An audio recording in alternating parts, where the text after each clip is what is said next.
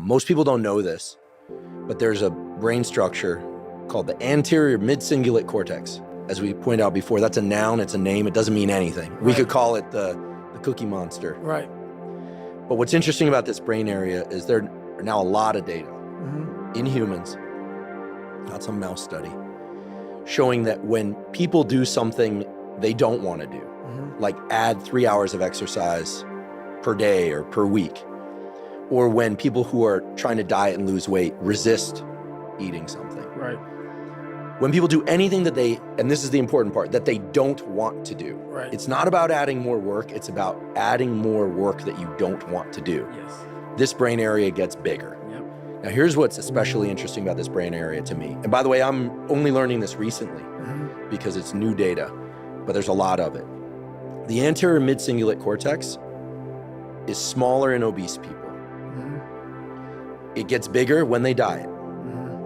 It's larger in athletes.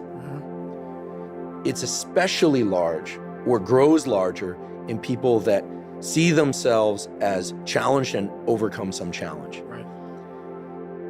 And in people that live a very long time, this area keeps its size. In many ways, scientists are starting to think of the anterior mid-cingulate cortex not just as one of the seats of willpower, right, but perhaps actually the seat of the will to live. You can be mentored by people who aren't alive. 100%, because their stories still live, which brings us to the importance of storytelling. Yeah. Their stories still live. These muses are here. It's important to learn from them. We have to get better as individuals. Yeah. We have to be the opposite of what they want us to be. They want us fat, they want us sick, they want us stupid. We gotta be not fat. We gotta be healthy. We gotta be intelligent. They want us to hate people. We can't hate people. We gotta love people. We gotta get along. We gotta find unity.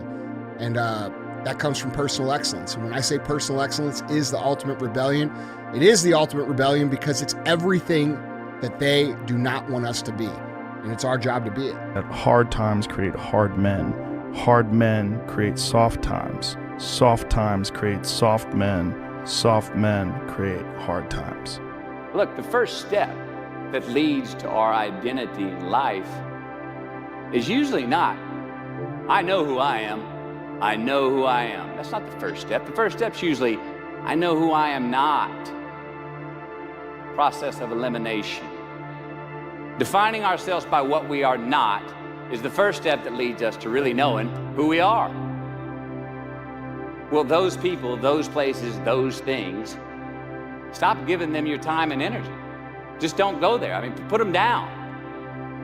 And when you do this, when you do put them down, when you quit going there, and you quit giving them your time, you inadvertently find yourself spending more time and in more places that are healthy for you, that bring you more joy. Why? Because you just eliminated the who's, the where's, the what's, and the when's that were keeping you from your identity. Pain is temporary. It may last for a minute, or an hour, or a day, or even a year. But eventually, it will subside. And something else will take its place. If I quit, however, it will last forever. I just made a message in the war room to a guy after I paid my dad's house off. He's like, I had this goal, I didn't hit it or whatever. I said, don't worry. I said, there's been many periods in my life that I've had internal growth, which was this: work, work, work, work, work, no results, but I'm a little bit better. Work, work, work, work, work, work, work, work, work, no results, but I'm a little bit better. Work, work, work, work, work, no results, I'm a little bit better. Work, boom. Just got paid. I just got paid, and it looks like overnight success. Yeah. It's like, oh shit, it happened in a year. No, bro, it doesn't. Because if you do all those things, even if nothing happens and you know you're doing the right thing and you're on track, overnight success becomes this easy thing because you were internally growing and then the bubble popped. And then boom, it looks like you were doing it all along. If the slaves would have just said, we quit, we give up, we would have died in the Middle Passage. But some slaves said, I don't care what we go through, we're gonna survive this. 400 years of slavery, we're gonna get through this. And you can't get through it. 1825. You can't get through a writing class and you got tutor after tutor, resource after resource. The problem is you ain't never felt no pain before. You're soft. It's a soft generation. You quit on everything. Our people did not quit. Harriet Tubman not only made it, she went back and got some more.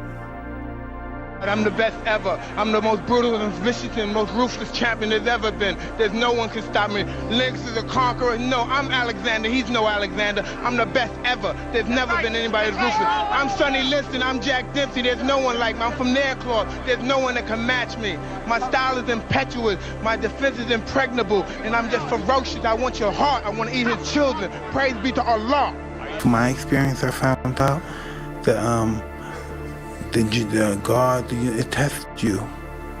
It tests you and see how much of this you can take before you say, let's just be finished with this.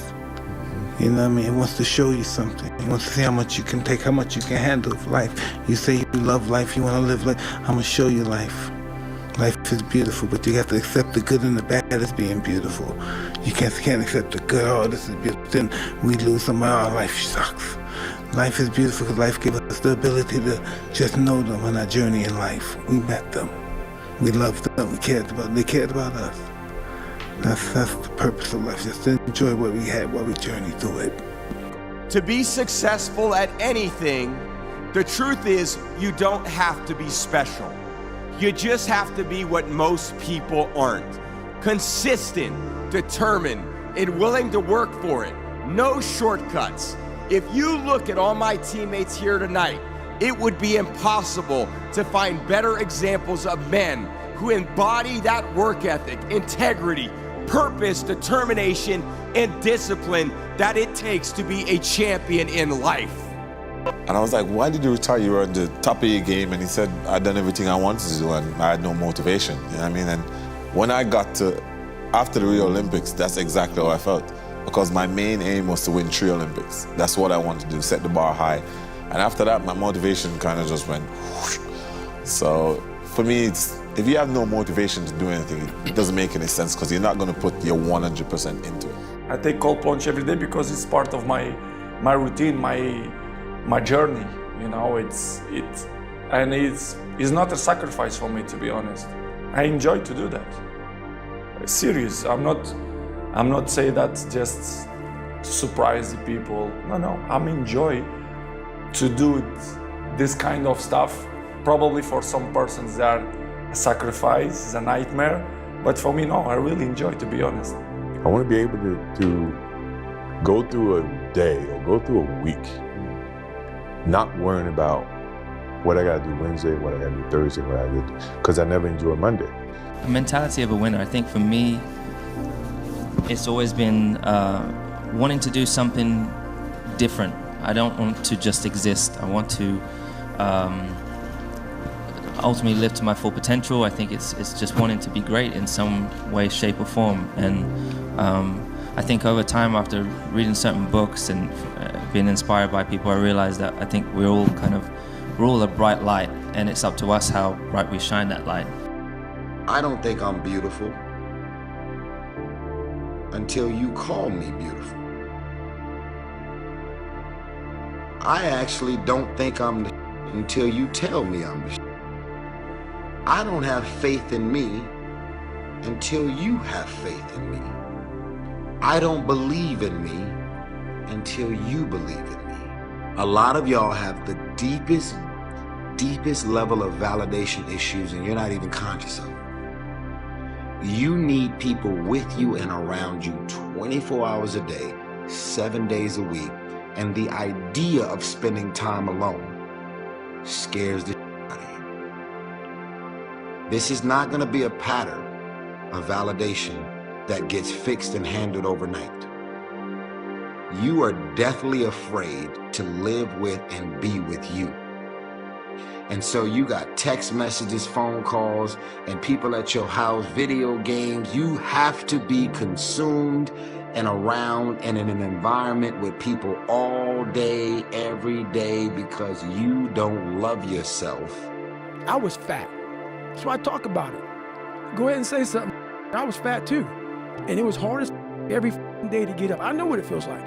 When you roll your fat ass out of bed and all you want is some damn cinnamon buns and chocolate milkshake. I know what it is. I know exactly what it is. But I can't want it more than you. And so many people just want it the easy way. I'm sorry, man. It's not. So what they start to do is they build this narrative of it's okay. When the narrative should be, you need to work harder.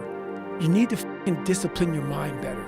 We need to help people more than just saying it's okay. It's okay that you're not willing to help yourself out. That's not okay. It's not okay. It's not acceptable. Even though it's your life, if that's acceptable, that's unacceptable. And there's a lot of people in this world, me included, that if I accepted that, I wouldn't be anywhere. Every day is a new challenge, right? Every day is a challenge, is a day that we can prepare ourselves even more. So for us, we would call it putting money into the bank. So at the end of the year, when we had a major international competition, we could withdraw that money that we had saved throughout the year. And look, I'll be the first one to tell you, there were a lot of days where I did not want to get out of bed. And I guarantee you, if I ask the question here, if everybody is excited to get out of bed every single day, if I saw a hand, I'm going to blatantly call you a liar. Because we all know that is far from the truth. But if you have those little small goals, those little small things that get you excited when you don't want to, it's going to make it even better and even easier at the end when you're getting ready for a presentation or the end of the year or this or that, whatever event you're leading up to. It's going to make it so much easier. And I think if you look at the greats in anything that, in any walk of life, the greats do things when they don't always want to. And that's the separation. So a lot of people in general are afraid of failure. How did you become one of those people who doesn't seem to be afraid of failing? It doesn't exist. It's not existent. What the hell does that mean? Seriously, what does failure mean? It doesn't exist. It's a figment of your imagination. What does it mean? Pulling a Jedi mind trick on me right now. I was like, does it exist? No, I'm serious. I'm trying to think, how can I explain it? So, let's use happy endings, right? And then we can relate this to failure, why it's not existent. Everybody talks about everybody wants a happy ending, right? Now let's go to the reality of it, right? Let's look at a fairy tale story. Let's look at Snow White. Mm-hmm. She gets a happy ending. She finds Prince, whatever. She goes on. She lives happily ever after. Well, I call bullshit because 2 months later, the fact is they had an argument and he's sleeping on the couch, right? So the point is, the story continues. The story continues. So if you fail on Monday, the only way it's a failure on Monday is if you decide to not progress from that, right? So to me, that's why failure is not existent. Because, if I fail today, okay, I'm going to learn something from that failure and I'm going to try again on Tuesday. And I failed, I'm going to try again on Wednesday. This is a journal from high school where I wrote about how bad I wanted to change myself, to fit in with other people, to become more likable.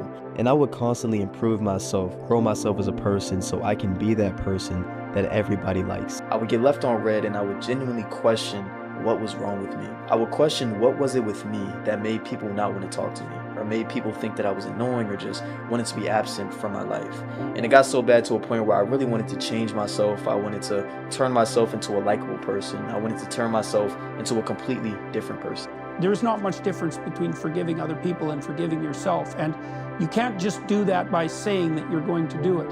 So what I've observed clinically, and I think this works philosophically as well, is that what you want to do to set things right, which is to atone, is to lay out what you've done that you think was wrong. Provide yourself with the best possible defense. So imagine you're taking yourself to task because you did some things wrong. It's like, okay, list them out in your imagination or write it down. But then you got to defend yourself as thoroughly as you possibly can, which doesn't mean you're trying to get yourself off the hook. It means that you're trying not to take yourself apart more than is necessary. And then you might ask, well, if I've done something terrible, maybe what's necessary is that I commit suicide, is that I pay the ultimate price for my sins, and people will do that when they're depressed. And that's not right, because actually what you want to do to atone is to set yourself back on the right track. So The precondition for forgiving yourself is, first of all, to sort out whether or not you're accusing yourself too viciously. You say, oh yeah, I made the decision at this time. Of course, if I had this other information, I'd change it, but I did what I did. The result was not what I wanted. It's not what I intended. Here we are. And now you can either beat yourself up, or you can say, here's some lessons I've learned from it. One of my SEALs killed a friendly Iraqi soldier in a terrible situation. And of course, you know, we could go back and the hindsight's 20/20, and I could have done this, and I should have done this, and I should have done something else. And I didn't. And that's on me. And so I think, you know, that initial part, if we're going to talk about forgiveness, the first part of that is taking ownership, to say, yep, this was my call. This was my decision. This is the move that I made.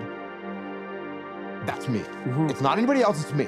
Because the minute you start saying, well, this person did that, and this person's, you know, the enemy did this, we didn't expect that. The minute you start casting blame on other people, now I think you're lying to yourself. And I think that's going to cause more problems. So saying, yes, this was a decision I made. This was the information I had at the time. It ended up being a bad decision. Here was my intent behind it, and I've got to move forward. If you want to, you know, I always talk about you want to learn, but you don't want to dwell. If you dwell on the past, if you dwell on the mistakes that you made, like you said, everybody is just doomed. Just say the words, I forgive myself for every mistake I ever made. I am a thoroughly good person, and I'm going to have a wonderful future. Even better, you can add the words, I love myself unconditionally. When you love yourself unconditionally, you let yourself go. Now, whenever you think of that past event or situation or person that you hurt or did something untoward to, just repeat, I forgive myself completely. And then get on with your life.